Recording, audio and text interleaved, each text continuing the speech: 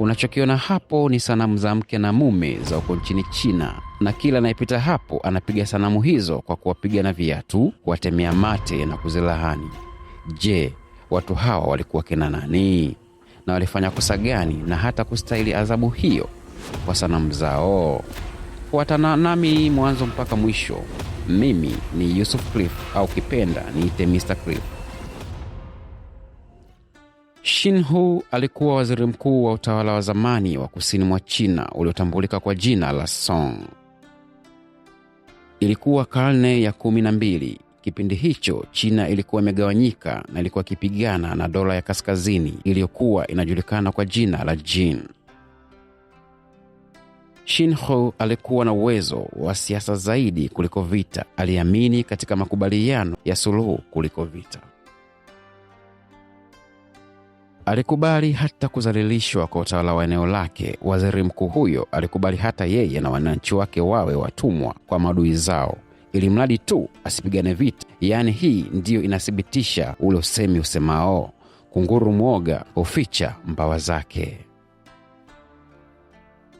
Tabia ya Xinhu iliwakwaza mashujaa waliojitolea kupigana kwa ajili ya maslahi ya nchi yao. Kama wanavyofahamu wa China wanaochungu na nchi yao mpaka karne ya sasa. Yaani ukizingua tu hawacheki na wewe, ni risasi. Uzalendo ni asili yao.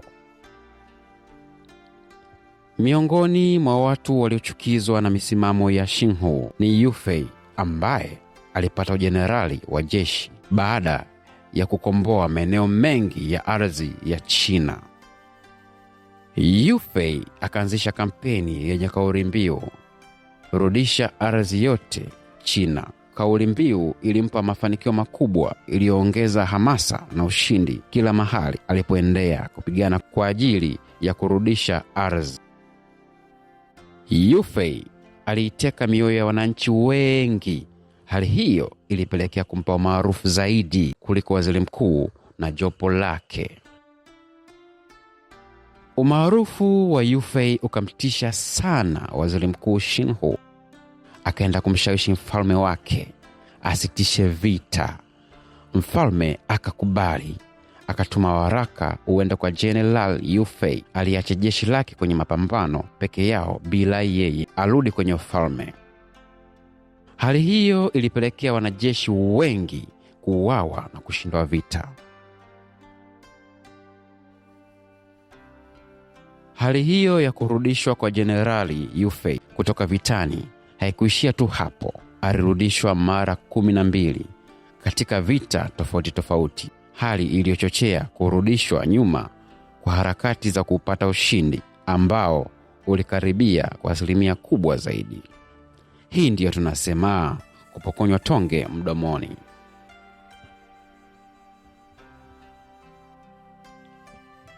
Waziri mkuu Xinhu akafanya hila kwa kutumia fursa ya wanajeshi wengi kufa vitani kutokana na jenerali kurudishwa kutoka vitani.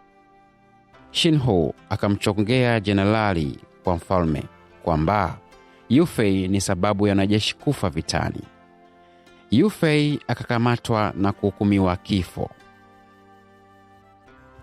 Kabla ya kutekelezwa kwa hukumu hiyo, Jenerali Yu Fei alizungumza maneno ya mwisho yaliyogusa hisia za watu wengi.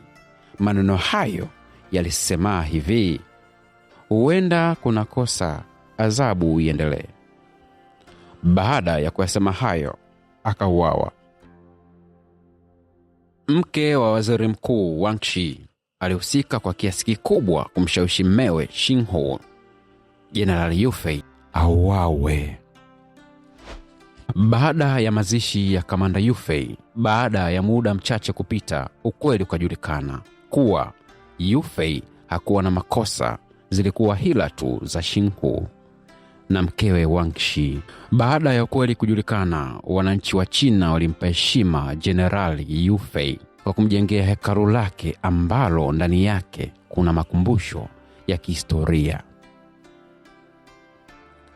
Ndani ya hekalu hilo, mbele ya kaburi la General Yu Fei, zimejengwa sanamu mbili ya mume na mke wakiwa wamepiga magoti mbele ya kaburi la Generali Yu Fei.